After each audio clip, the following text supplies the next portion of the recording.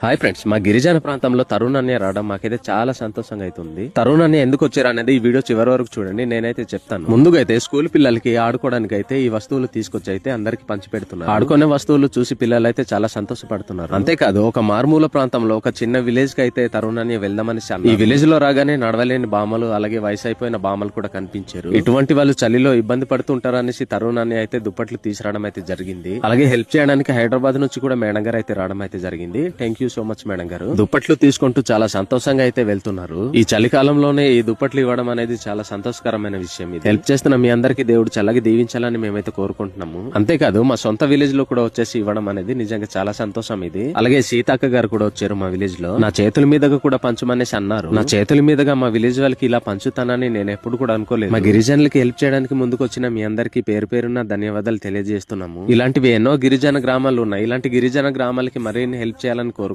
నా రిక్వెస్ట్ ఏంటంటే, వీడియో చూస్తున్న ప్రతి ఒక్కరు అయితే సపోర్ట్ చేయండి, వీడియోని షేర్ చేయండి. వెనకబడిన గిరిజన గ్రామాలకైతే మనం ఇంకా హెల్ప్ చేద్దాం. Thank you so much.